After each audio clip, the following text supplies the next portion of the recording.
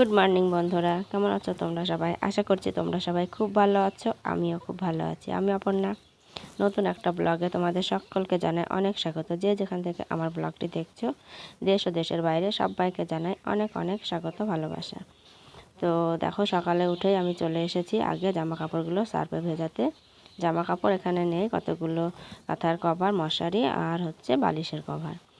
তো এগুলোকে আমি এখন কাঁচা ধোয়া করে নেবো, নিয়ে তারপরে ঘরে যাব।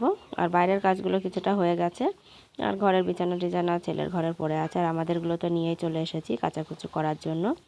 তো এইগুলোকে কাচাকুচি করে মেলে দিয়ে তারপরে মুখ টুক ধোবো, ধুয়ে সকালকার চাটা খাওয়া যে থাকে সেগুলো সব করব। তো চলো করে নিই, তোমরা দেখতে থাকো, আমার সঙ্গে থাকো।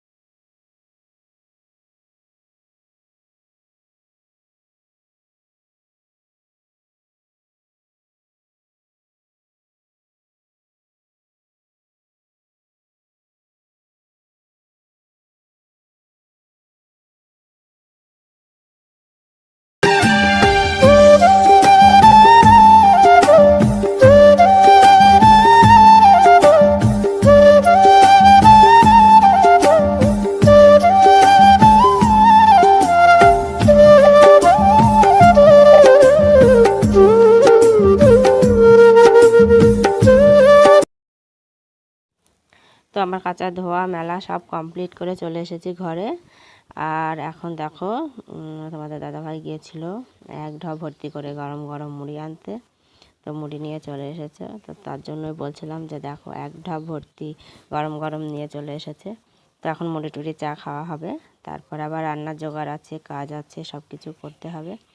তো চলো দেখি খুলে, এক ঢপ হয়েছে, হ্যাঁ এক ঢপই হয়েছে।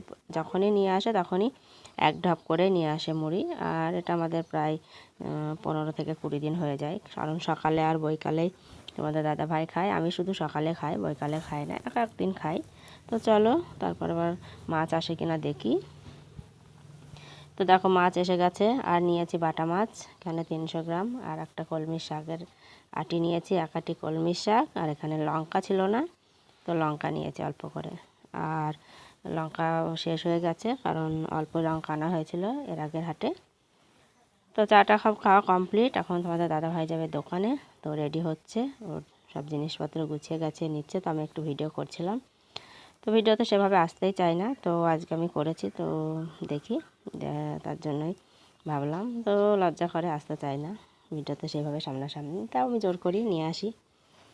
তো আজকে তার কিছু বললো না, আসলো যেহেতু হাসছিল, তো তোমরা দেখলে। আর এখন যাচ্ছে দোকানে, তো সামনাসামনি দেখো হাত নাড়ালো না, পিছনে থেকে নাড়িয়ে দিল। তো দোকানে যাওয়ার পর তারপরে আমি আবার সবজিটা কাটবো। সবজি বলতে তো ওই শাক নিয়েছি, ওটাকে কেটে নেবো, আর লঙ্কার বোটাগুলো ছাড়াবো। তো দেখো লঙ্কার বোটাগুলো আমি ছাড়াতে বসে পড়েছি, আর একটা ঝুড়িতে রাখছি, কারণ ধোবো, ধুয়ে তারপরে ফ্রিজে রাখবো। আর এই কলমির শাকটাকেও এখন ধুয়ে রেখে দেবো, পরে আমি কলমির শাকের যে জলটা ঝরে যাবে তারপরে কুচি করে কেটে নেবো। আর কেটে ধুতে গেলে কি হয় বলো তো, ছোটো শাকগুলো সব ঝুড়ি দিয়ে বার হয়ে যায়, ওই জন্য খুব অসুবিধা হয়। ওই জন্য আমি যত শাকই হোক আমি কুটে ধুই না, আগে কোটার আগে তারপরে সব ধুয়ে নিই, গোটা গোটা অবস্থায় ধুয়ে তারপরে কাটি ছোটো করে। তো চলো, তো এখন আমি শাকগুলোকে বেছে নিচ্ছি। আর দেখো কলমির শাকটা উপরে দেখে ভালো লাগছিল, কিন্তু ভিতরে সব ছোট ছোট শাক আর একটু পচা পচাও। তো কী করবো, উপরে দেখতে ভালো লাগছিল, ভিতরে ছোট ছোট শাক দিয়ে বেঁধে রেখেছে আটটি। তো কিছু তো করার নেই, চলো। আর এখন শাক ধুয়ে জল ঝরাতে দিয়ে এসেছি। তো ভাবলাম যে ঠাকুরের বাসনগুলো মেজে নিই, কারণ এখানে রোদ উঠে গেলে খুব রোদ হয়ে যাবে, বাসন মাজাই যায় না। তো তার জন্যই সকালে বাসনগুলোকে আমি বার করে রেখেছিলাম, তো এখন বাসনগুলোকে মেজে নিচ্ছি। আর এই যে পিতলের ঠাকুরের বাসন তো প্রত্যেক দিনই ভালো করে পরিষ্কার করতে হয়, না হলে কেমন গরম পড়ছে, কেমন একটা কালো কালো ভাব হয়ে যায়। তো কার কার হয় আমাকে একটু জানিও কমেন্টে, আমার তো বাসনগুলো কালো কালো হয়ে যায়। তো এই দেখো বাসনগুলো মাজা কমপ্লিট হয়ে গেছে। তো আমি এখন মাছ কাটতে চলে এসেছি, আর মাছগুলোকে কেটে নেবো, কলপারে আজকে কাটছি। কারণ ওই দিকটায় কাটলাম না, আবার আমাকে ধুতে হবে। তো কলের পাড়েটায় কাটলে কী হয় বলো তো, এখান থেকে জল দিলে ধুয়ে নেমে যায়, তো সুবিধা হয়। আর ওদিকে কাটলে পারে আবার ওদিকে ধুতে হয়, ঝাঁটা দিয়ে পরিষ্কার করতে হয়, মাছের আঁশটে গ্যাস করে। তোমার মাছগুলো কাটা কমপ্লিটও হয়ে গেছে আর ধোয়াও হয়ে গেছে, জল ধরা ছিল সকালের। আর দেখো আমি শাকগুলোকেও কেটে নিয়েছি, তো এই প্যাকেটটার উপরে কেটেছি, আর এই প্যাকেটটা ধরে আমি ঝুড়ির ওপর নিয়ে নেব, তাহলে আর ওই ঝুড়ির গায়ে লাগিয়ে গেলে না ছোট ছোট শাক উঠতে চায় না। ওই জন্য আমি এই প্যাকেটটা ধরে ঝুড়িতে বসিয়ে দিই, আর এটা ধরে আমি কড়াইটায় ঢেলে দিই। তো এখন রান্নাঘরে যাব, তো রান্নাঘরে চলে এসেছি, আর শাকে লঙ্কা রসুন দেব। তো রসুনগুলোকে আমি এখন কুচি করে নেব, আর রসুনগুলোকে একটু ছাড়িয়ে থেতো করে নেব, আর লঙ্কাগুলোকে কুচি করে নিয়েছি। তো চলো, আর না হলে পেঁয়াজও দিতে পারি, দেখি রসুন পেঁয়াজ দুইয়ে দেব।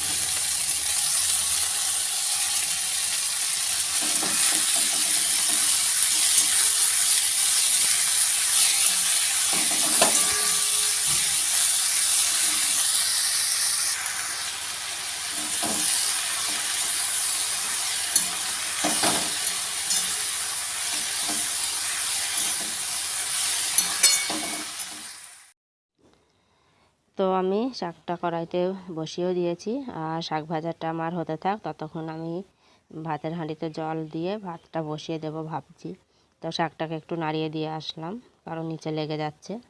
আর কলমির শাক দেখবে নিচে একটু লেগে লেগেই যায়, কেমন ধারা নালানি যেহেতু, তার জন্য ভেন্ডি আর কলমি শাকের এই একই অবস্থা হয়। তো আমি এখন ভাতটাকে বসিয়ে দেব, তার জন্য ভাতের হাঁড়িটা ধুয়ে রেখেছি সকালে। তো জলটা ভরে নেব, আর এই ঢপটাতে আমার টাইম কলে জল ভরা থাকে, তো টাইম কলে জল হালকা অল্প দিই হাফ, আর হাফ আমি কেনা জল দিই। চলো,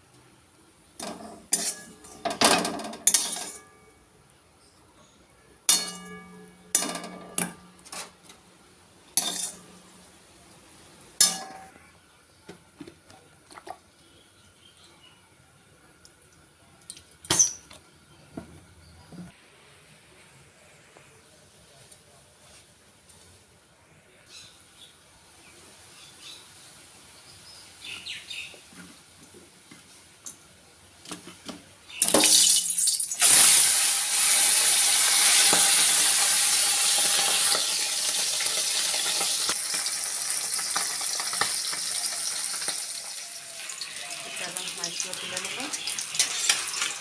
হয়ে গেছে।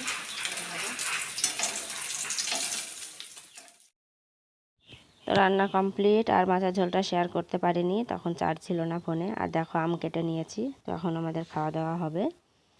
তো পরে তোমাদের সামনে আবার আসছি খাওয়া দাওয়া করে। তো চলো খাওয়া দাওয়াটা করে নিই। তো খাওয়া দাওয়া করে এখন বসে পড়েছি চুল শোকাতে, আর স্নান করে তারপরে খেয়েছি। তো ভিডিওটা বেশি বড় করব না, এখানেই শেষ করব। সবাই খুব ভালো থেকো, সুস্থ থেকো, সাবধানে থেকো, টাটা।